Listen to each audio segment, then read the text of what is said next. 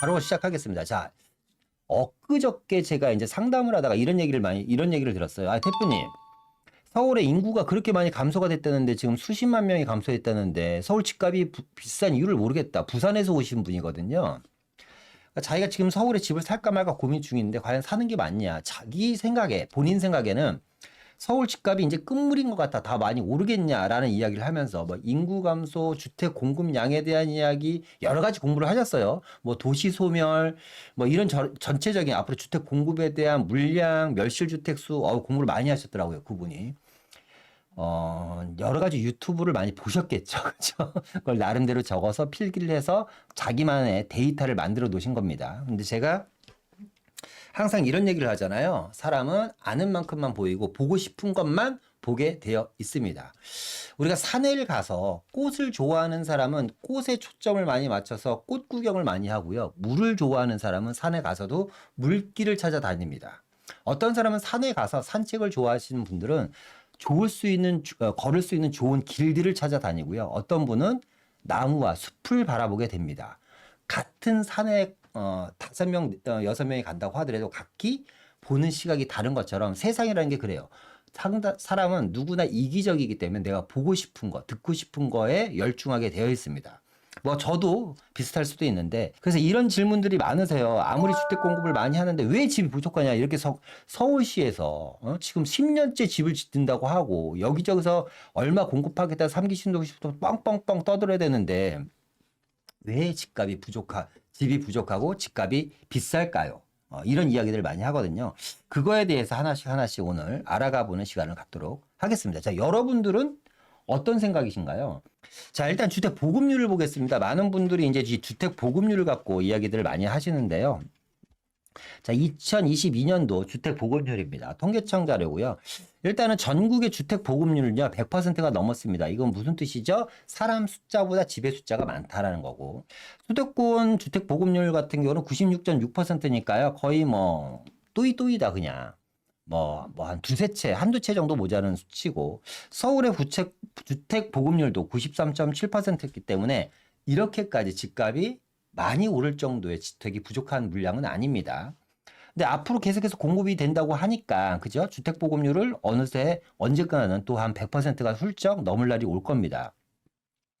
그러니까 하락을 이야기하시는 분들이 이제 이렇게 얘기하시죠. 자, 주택 보급률은 되게 안정적이다. 그런데 주택 보급률은 상당히 안정적인데 지금 문제는 뭐냐면 인구가 계속해서 감소하고 있기 때문에 주택이 사람 숫자보다 많은 날이 올 거다. 다 틀린 얘기는 아닙니다.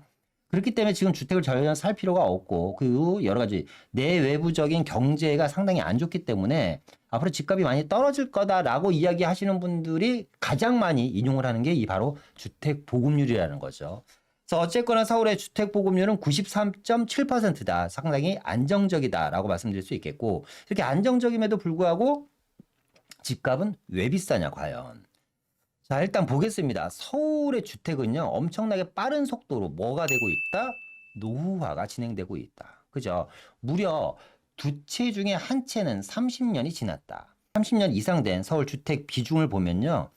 2017년에는 30년 이상 된 주택이 37%였다가 42%였다가 거의 50%에 육박한 2021년에 지금 2024년이니까요. 30년 이상 주택의 비중은 상당히 더 올라갔을 겁니다. 그죠? 아직 데이터까지는 안 나왔지만. 지금 보시는 뉴스는 2022년도에 나와 있는 뉴스입니다. 자, 그러면 우리가 이렇게 생각할 수가 있겠죠. 앞전에 말씀드렸던 것처럼 서울의 주택 보급률은 한 94% 정도 됩니다. 그러니까 100명이 있다면 94채 주택이 있다라는 거죠. 그런데 이 중에 50%가요. 지은 지 30년이 넘은 주택이라는 겁니다. 그러니까 무슨 말이냐면 주택의 양이 중요한 게 아니라 질이 중요한 거다. 그러니까 서울시 안에 여러분 34평 아파트가요. 여러분들 다 아시겠지만 서초구에 있는 어떤 한강변에 있는 아파트는 거의 60억에 육박합니다. 그런데 서울시 안에서 지하철역 바로 옆에 있는 역세권에 붙어 있는 34평 아파트가 5억짜리도 있습니다.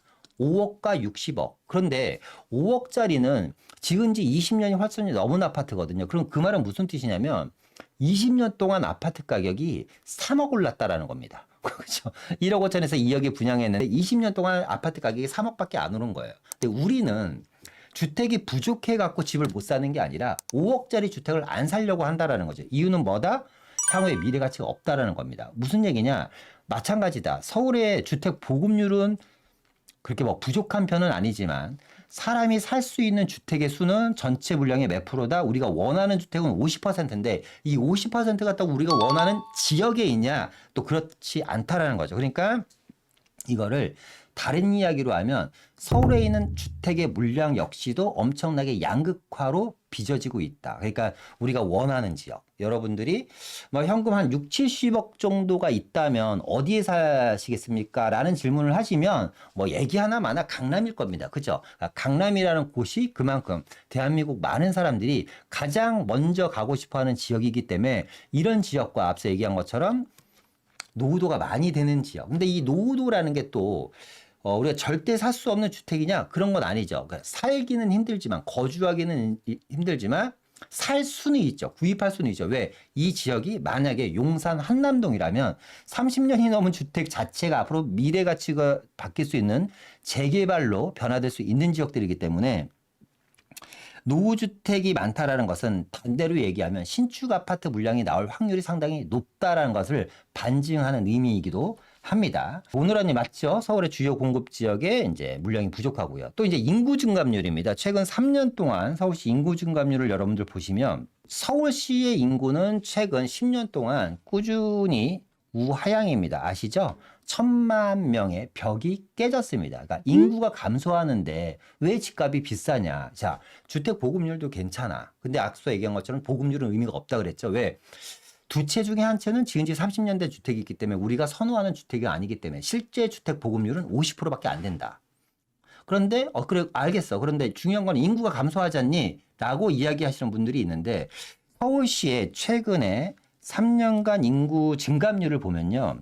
파란색이 인구가 많이 감소했다는 거고요. 용산구가 가장 인구 증감률, 감소율이 높습니다. 자, 용산은 왜 인구 감소율이 서울시에서 제일 높을까요? 한남 뉴타운, 어마어마한 몇천 명이 되는 이주 수요가 발생했기 때문이죠. 그리고 뭐 경기도에서 보면 이제 광명시, 광명은 왜 인구가 빠르게 감소하고 있죠? 광명 뉴타운의 이주 수요 때문에 떠나는 사람들이 많은 겁니다. 그런데 가만히 보면 서울시 전체적으로 인구 증감률이라는 걸 이렇게 보잖아요. 인구가 감소하는 지역보다 보합이라든가 그러니까 비슷하거나 인구가 크게 감소하지 않거나 뭐 도봉구라든가 노원구 같은 경우는 증감이 거의 제로입니다. 플러스 0이기 때문에. 그런데 반대로 우리가 상급지라고 이야기하는 지역 혹은 우리가 누구나 살고 싶어 하는 지역 아니면 지금은 살고 싶어 하지 않지만 앞으로 많은 분들이 살고 싶어 하는 지역들이 있잖아요. 대규모 개발 호재가 있다든가 GTX가 들어간다라든가 역세권 활성화가 된다라든가 업무타운이 많이 들어가서 일자리가 풍부하게 생기는 지역들이라든가 인프라가 좋아지는 지역 이런 곳은 누구나 살고 싶어 하기 때문에 미리 선점해서 또 들어가시는 분들도 계실 거예요. 그런 지역이 어디냐? 보니까 인구가 가장 많이 있는 지역은 1위 있는 강남구입니다. 강남구가 가장 많이 늘었고요.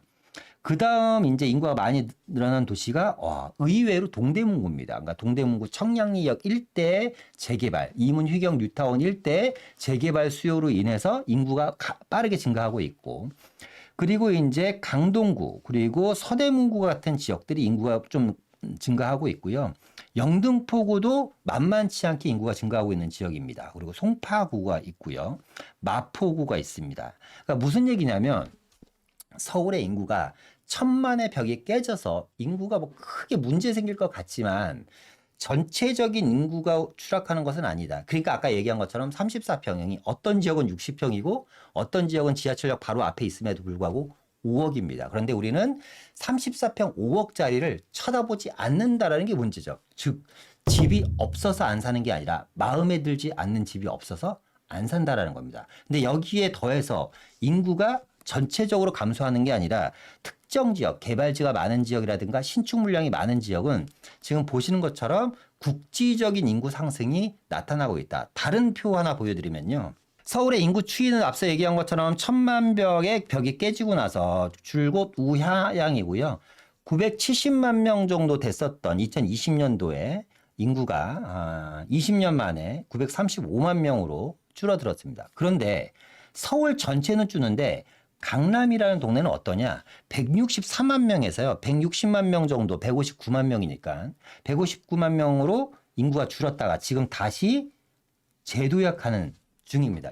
강남구의 인구는 하락했다가 다시 재상승한다. 자, 그러면 우리가 이렇게 생각할 수도 있죠. 강남은 과연 인구가 왜 다시 상승을 할 것이냐? 서초구도 아니고 강남구입니다. 서초구는 신축 아파트 물량이 많아서 상승을 했다 치자. 그죠? 근데 강남구는 서초구에 비해서 신축 아파트 물량이 그렇게 많지는 않잖아요. 물론 이제 개포동 주변에 있는 아파트들이 신축을 해서 인구를 끌어온 것도 있지만 결국 그겁니다. 누구나 살고 싶어 하고 누구나 어쩔 수 없이 살아가야 되는 지역. 즉, 학교가 있고 학원이 있고 일자리가 있고 그리고 뭐가 있죠? 놀 수 있는 여러 가지 문화들이 융화되어 있는 지역이 대표적인 지역이 강남이기 때문에 매매든 전세든 월세든 수요가 꾸준히 유입된다.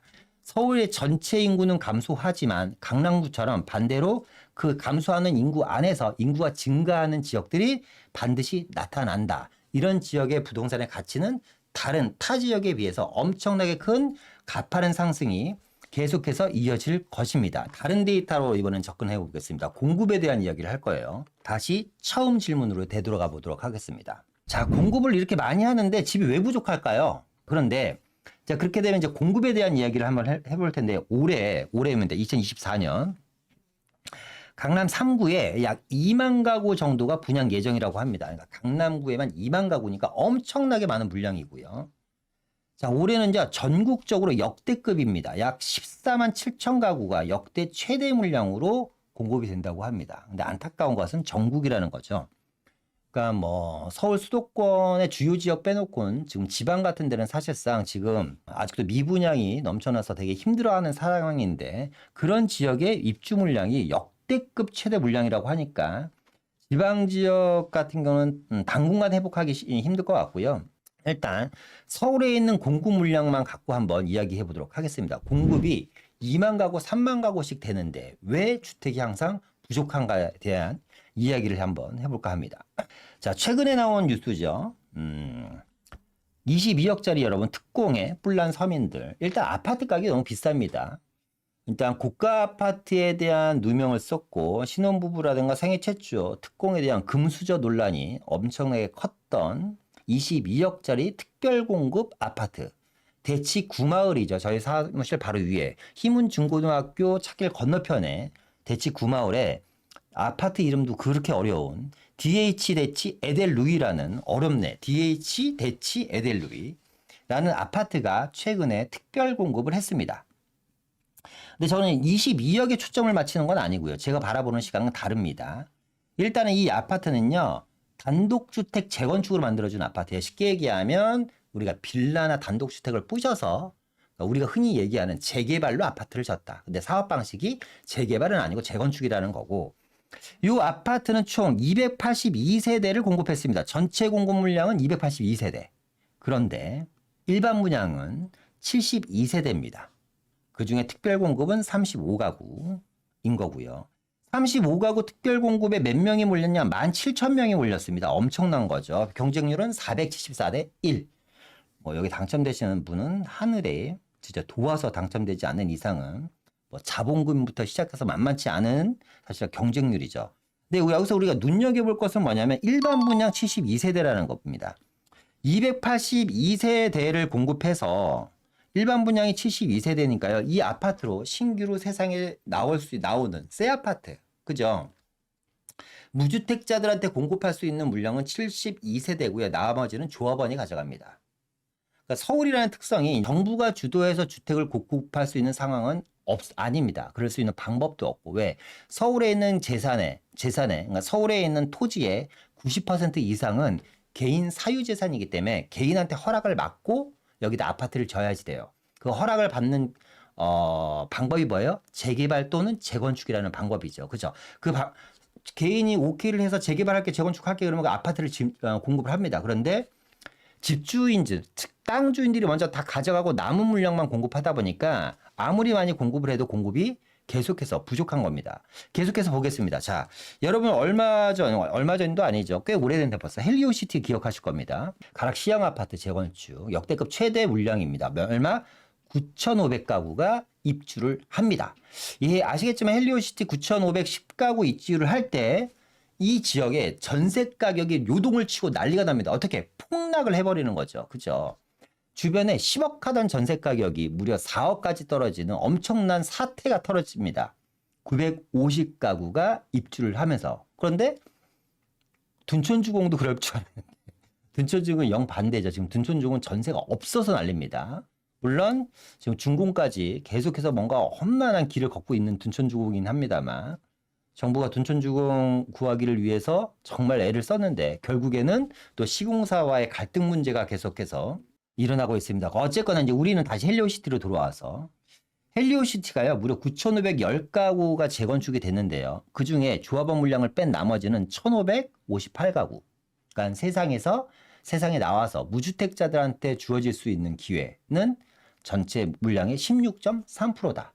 이해되시죠? 그러니까 서울에 10만 가구가 공급되면 그중에 16,000가구 정도, 10에서 20% 정도만 일반인한테 돌아가는 겁니다. 나머지는 이미 땅 주인이나 집 주인한테 다 가져가는 겁니다. 자, 최근에 입주 물량이 가장 많았던 구 중에 하나가 서초구입니다. 서초구를 한번 보면 자, 반포 센트럴자이가 2020년에 입주를 했고 또 레미안 리더스 원이 2020년, 서초 그랑자이가 2021년에 6월 달에 입주를 했고요. 방배 그랑자이가 또 2021년 7월에 입주를 했고 레미안 원밸리가 2024년 8월 달에 입주를 했고 이 외에도 계속해서 입주 물량이 있는데 2020년부터 최근까지 입주된 단지만 재건축 단지만 13개 재건축 단지입니다. 여러분 한 동네에서 13개 단지가 재건축된다는 건 엄청납니다. 그래서 저는 서초구청장한테 박수를 좀 보내드리고 싶다. 서초구청장이 엄청나게 열심히 정비사업에 호의적이신 분이고 열심히 일하시는 분 같아요. 야, 한 구에 최근 몇 년 사이에 13개 단지가 재건축이 됐다? 대단한 겁니다. 어쨌거나 이렇게 13개 단지가 재건축이 됐고 전체 입주 물량은 1,193가구입니다. 그러니까 10,000가구가 조금 넘는 물량이 입주됐는데 이 중에 일반 물량은 몇 프로다? 1,896가구. 전체 물량의 19%. 앞서 말씀드렸던 것처럼 서울시에서 정비사업으로 아파트를 공급해서 일반인한테 돌아갈 수 있는 물량은 전체 물량의 10에서 20%밖에 안 됩니다. 그러니까 얼마나 많은 지역을 재개발, 재건축해야지 무주택자라든가 갈아타기 수요들한테 공급이 될까요? 그러니까 앞서 얘기한 것처럼 공급이 이렇게 많이 돼서 집값이 떨어질 거라고 착각하시는 분들은 지금이라도 바로 생각을 고치셔야 됩니다. 우리가 알게 모르게 누군가한테는 지속적으로 세뇌를 당하고 있다. 어떻게? 인구가 감소됩니다. 조심하세요. 도시가 소멸됩니다. 조심하세요. 자, 수도권이랑 서울시의 정비 사업을 통해서 이렇게 아파트가 많이 공급되는데 집값 떨어지겠죠. 여러분들 조심하세요. 경기가 안 좋습니다. 조심하세요. 뭐 조심해야 될 일이 너무 많죠, 지금. 그죠? 그런데 그 조심하기 위해서 내가 아무것도 안 하고 세상을 지켜보신 분들은 하루아침에 뭐가 됐죠? 벼락 거지가 됐습니다. 그러니까 1주택자도 마찬가지입니다. 앞서 얘기한 것처럼 서울의 아파트 가격 자체가 천차만별이고 수도권에 있는 아파트, 그러니까 수도권의 대장주 아파트가 서울의 중위권 이하 아파트 가격보다 못한 지금 가격대가 형성되고 있기 때문에 물론 이제 판교 같은 지역 제외하고 판교는 뭐 수도권이라고 얘기할 수 있는 지역은 아니니까 그런 지역을 제외하고는 현실적으로 지금 서울에 입성하는 건 하늘의 별따기다. 서울 주택시장의 문제점들을 한번 보면 이겁니다. 여러분들이 이 문제점을 잘 알면 어떻게 대응할지를 이제 앞으로 답이 나올 거예요. 일단 앞서 얘기한 것처럼 서울 주택은 30년 이상 주택이 전체 물량의 50%다. 그렇게 해서 물량이 중요한 게 아니라 질이 문제다. 사람이 살고 싶어하는 살 수 있는 지역에 물량이 상당히 적고 그 50%가 뭐 지은 지 10년에서 20년 차이 정도밖에 안 된다고 하더라도 그중에 입지에 따라서 또 선호도가 상당히 많이 다르게 나타난다. 두 번째는 서울 전체 앞서 얘기한 것처럼 전체 인구가 1,000만 명에서 920만 명으로 감소한 게 아니고 감소한 건 맞습니다만 서울시 전체 인구가 감소하는 게 아니다. 뭐다? 특정 지역은 구별 혹은 동 단위로 인구가 상승하는 지역이 있다. 대표적인 게 저희 삼성동 같은 데 있죠. 저희 사무실이 있는. 삼성동 GBC가 이제 개발이 될 거 아니에요. 이제 저기 개발이 된다고 하면 앞으로 상주 인구가 한 5만에서 10만 정도 된다고 합니다. 조그만 건물 하나, 물론 작지는 않지만 삼성동이 바뀌는 것도 아니고요. 삼성동에 지하철역 주변에 건물 몇 개가 들어오는데 그 지역에 신규 인구 유입이 5만에서 10만 정도 된다고 하니까 다른 웬만한 중소도시의 인구만큼이 한 지역으로 몰리게 되는 겁니다. 그랬을 때 이 지역에 뭐 임대료라든가 뭐 주택 임대료뿐만 아니라 상가 임대료라든가 토지 가격이라든가 부동산 전월세 가격이라든가 매매 가격 뭐 이런 것들 전체적인 가격 상승을 불러오겠죠. 그러니까 여러분들이 전체적인 인구 감소에만 너무 속아서 현혹되면 안 된다. 세 번째. 제일 중요한 얘기죠. 공급 루트의 한계입니다.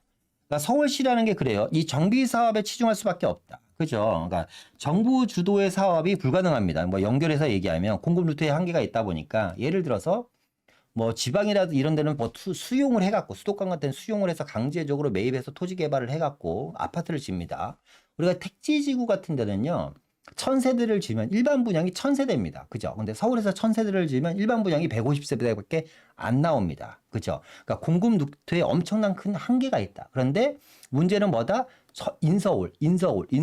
서울 사람도 인서울, 경기도 사람도 인서울, 지방 사람도 인서울로 들어오고 싶어 하는 게 지금 심리가 엄청 팽배해 있다. 왜? 안 그러면 그 지역에 있는 주택 가격이 급격하게 하락할 게 눈에 보이기 때문에 많은 하락론자들이 이야기하는 인구 감소라든가 도시 소멸 이런 걸로 인해서 직장이 있고 인구가 증가하는 지역 쪽으로 계속해서 사람들이 몰리고 있다. 뭐 또 하나는 이제 지금 뭐 분양가 보셔서 아시잖아요. 22억 시대입니다. 신혼부부 특별공급이 인플레이션에 의한 원가가 계속해서 상승을 하면서 사실상 돈 있는 사람이 계속 돈을 벌 수밖에 없는 구조로 만들어지고 있다라는 겁니다.